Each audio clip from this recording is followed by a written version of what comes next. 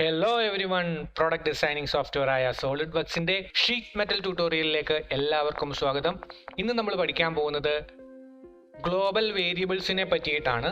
അല്ലെന്നുണ്ടെങ്കിൽ how to link ഡയമെൻഷൻസിനെ എങ്ങനെ link ചെയ്ത് നമുക്ക് നമ്മുടെ ഡിസൈൻ ചെയ്യുന്ന മോഡലിൻ്റെ കുറച്ചുകൂടി ഈസി ആക്കാം എന്നുള്ള കാര്യമാണ് ഇന്ന് നമ്മൾ പഠിക്കാൻ പോകുന്നത്. അപ്പം നമ്മളൊട്ടും താമസിക്കുന്നില്ല, നമുക്ക് ട്യൂട്ടോറിയലിലേക്ക് കടക്കാം. അപ്പോൾ അതിന് വേണ്ടിയിട്ട് ഞാനിവിടെ സോളിഡ് വർക്ക്സ് ഓപ്പൺ ചെയ്തിട്ടുണ്ട്. ഞാൻ ജസ്റ്റ് പാർട്ട് ഓപ്പൺ ചെയ്യുന്നു. പാർട്ട് ഓപ്പൺ ചെയ്തതിന് ശേഷം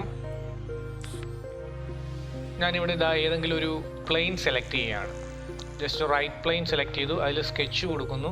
സ്കെച്ച് കൊടുത്തതിന് ശേഷം ഞാൻ ഇവിടെ വന്നിട്ട് ലൈൻ കമാൻഡ് സെലക്ട് ചെയ്യുകയാണ്. ലൈൻ കമാൻഡ് സെലക്ട് ചെയ്തിട്ട് ജസ്റ്റ് ഹൈറ്റ്,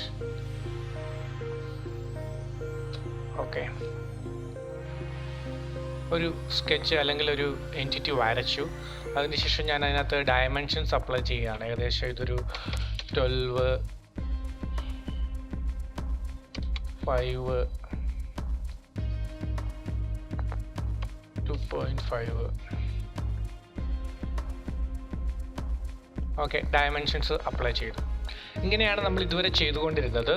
എന്നാൽ ഇന്ന് നമ്മൾ മറ്റൊരു മെത്തേഡാണ് പഠിക്കാൻ പോകുന്നത്. ഡയമെൻഷൻസ് അപ്ലൈ ചെയ്യുന്നതിന് വേണ്ടിയിട്ടുള്ള മറ്റൊരു മെത്തേഡാണ് ഇന്ന് നമ്മൾ മനസ്സിലാക്കാൻ പോകുന്നത്. ഇവിടെ നമ്മൾ ഡയമെൻഷൻസ് എൻ്റർ ചെയ്തല്ലോ.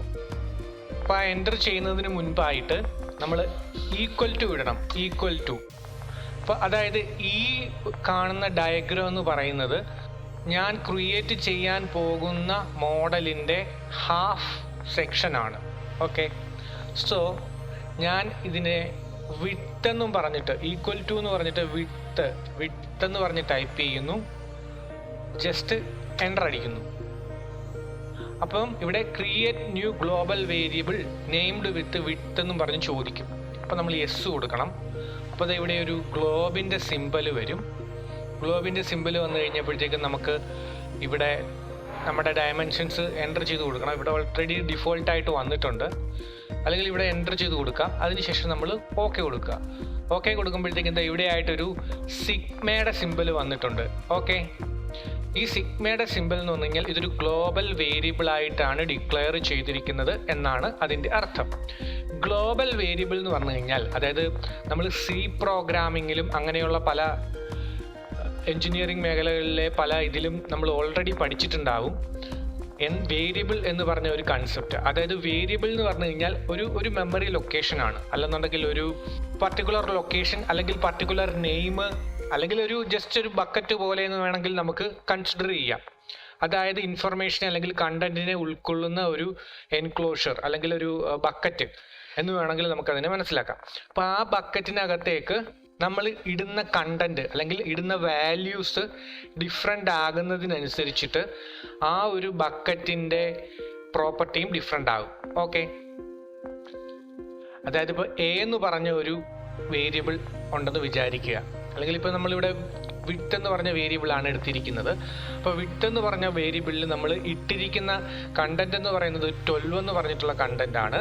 അപ്പം ഈ വിഡ്ത്ത് എന്ന് പറഞ്ഞ വേരിയബിളിൽ 12 എന്ന് പറഞ്ഞ കണ്ടന്റ് കിടക്കുന്നു. അപ്പോൾ ആ 12ൻ്റെ അനുസരിച്ചിട്ടായിരിക്കും ഈ ഡയമെൻഷൻസ് വരുന്നത്. നമ്മൾ ഈ 12നെ എടുത്ത് മാറ്റിയിട്ട് ഈ ബക്കറ്റിനകത്തോട്ടൊരു 10 അല്ലെങ്കിൽ ഒരു 5 ഇട്ട് കഴിഞ്ഞ് കഴിഞ്ഞാൽ ഓട്ടോമാറ്റിക്കലി അതിൻ്റെ അനുസരിച്ചിട്ട് ഈ മോഡല് റീസ്ട്രക്ചേർഡ് ആകും. നിങ്ങൾക്ക് കൂടുതലായിട്ട് ഇത് പ്രാക്ടീസ് ചെയ്തു വരുമ്പോൾ വളരെ വ്യക്തമായിട്ട് തന്നെ മനസ്സിലാവും. ഇപ്പോൾ ഇത്രയും മനസ്സിലാക്കിയാൽ മതി. ഡയമെൻഷൻസിനെ ലിങ്ക് ചെയ്യുന്ന ഒരു മെത്തേഡാണ് ഈ ഗ്ലോബൽ വേരിയബിൾ, അല്ലെങ്കിൽ ഗ്ലോബൽ വേരിയബിളിനകത്ത് നമ്മൾ ഡയമെൻഷൻസ് ഇട്ട് കൊടുക്കുക എന്നുള്ളത്. ഓക്കെ, അതുപോലെ തന്നെ നമുക്ക് ഇവിടെയും ഗ്ലോബൽ വേരിയബിൾ അസൈൻ ചെയ്ത് കൊടുക്കാം. നമ്മൾ നേരത്തെ ഇതുപോലെ ഇസ് ഈക്വൽ ടു, ഇവിടെ ഗ്ലോബൽ വേരിയബിൾ എന്നുള്ള ഈ ഒരു ഇത് സെലക്ട് ചെയ്താലും മതി. വിഡ്ത്ത് എന്നുള്ള ഇത് ഓൾറെഡി നമ്മൾ വിഡ്ത്തിന് ഇവിടെ കൊടുത്തിരിക്കുന്നതാണ്. അപ്പം അത് വേണ്ട, നമുക്കിതിനെ ഹൈറ്റ് എന്നാക്കാം. Okay, height, enter, yes, 5. Okay, അപ്പം ഇതും ഹൈറ്റ് ആയി. ഇതിനെ നമുക്കൊരു ടാബ് എന്ന് കൊടുക്കാം. Equal to tab, enter, yes, വീണ്ടും എൻ്റർ. ഓക്കെ, അപ്പം നമ്മളിങ്ങനെ 3 ഗ്ലോബൽ വേരിയബിളിനെ നമ്മൾ ഡിക്ലെയർ ചെയ്തിട്ടുണ്ട്. ഓക്കെ കൊടുക്കുക. അതിനുശേഷം ഇവിടുന്ന് എന്നിട്ട് ഈ സ്കെച്ചിൽ നമ്മൾ ഷീറ്റ് മെറ്റലിൽ വരുന്നു, ബേസ് ഫ്ലഞ്ച് ടൂൾ അപ്ലൈ ചെയ്യുന്നു. ഇസ് ഈക്വൽ ടു ലെങ്ത് എന്ന് പറഞ്ഞു കൊടുക്കുന്നു. ഇപ്പോൾ ഗ്ലോബൽ വേരിയബിൾ വേണമെന്ന് ചോദിക്കുന്നു, യെസ് കൊടുക്കുന്നു. ഓക്കെ, അതൊരു നമുക്കൊരു 2 കൊടുക്കാം, 2 സെൻറ്റിമീറ്റർ കൊടുക്കാം. 2 അല്ലെങ്കിൽ വേണ്ട, ഒരു 8 കൊടുക്കാം. ഓക്കെ, നമ്മളൊരു 8 ലെങ്ത് കൊടുത്തു. ഓക്കെ കൊടുക്കുന്നു. ഇപ്പം നമ്മൾ ക്രിയേറ്റ് ചെയ്ത ആ ഒരു ഇത് ഇവിടെ കൃത്യമായിട്ട് വന്നിട്ടുണ്ട്. ഓക്കെ, ഇനി ഇതിൻ്റെ ഒരു മിറർ ഫീച്ചർ, അതായത് മിറർ എന്ന് പറഞ്ഞ ഫീച്ചർ യൂസ് ചെയ്തിട്ട് ഇതിനെ നമ്മൾ മിറർ ചെയ്യുകയാണ്. അതിനു വേണ്ടിയിട്ട് ഞാനിവിടെ മിറർ എന്ന് പറഞ്ഞ ഫീച്ചേഴ്സിൽ മിറർ എന്ന് പറഞ്ഞ ഐക്കൺ സെലക്ട് ചെയ്യുന്നു. അതിനുശേഷം നമുക്ക് ഇതിൻ്റെ മിറർ എൻറ്റിറ്റി ക്രിയേറ്റ് ചെയ്യണം. അതിനു വേണ്ടിയിട്ട് ഏത് ഫേസ് അല്ലെങ്കിൽ പ്ലെയിനിനാണ് മിറർ ചെയ്യേണ്ടത് എന്നുള്ളത് നമ്മൾ ഇവിടെ ആദ്യം കാണിച്ചു കൊടുക്കണം. അപ്പോൾ എനിക്ക് വേണ്ടത് ഇതാ ഈ ഒരു ഫേസിന് അക്രോസ് ആയിട്ടാണ് മിറർ ചെയ്യേണ്ടത്. ഇവിടെ എന്ത് ബോഡീസ് ടു മിറർ എന്നുള്ള ഒരു ഇതാണ് ഞാൻ യൂസ് ചെയ്യാൻ പോകുന്നത്. അതിന് വേണ്ടിയിട്ട് ഞാൻ സെക്കൻഡ് ഇത് സെലക്ട് ചെയ്തതിന് ശേഷം ഇവിടെ ബോഡീസ് ടു മിറർ എന്നുള്ളത് സെലക്ട് ചെയ്ത് കൊടുത്തു. എന്നിട്ട് ഓക്കെ കൊടുക്കുന്നു.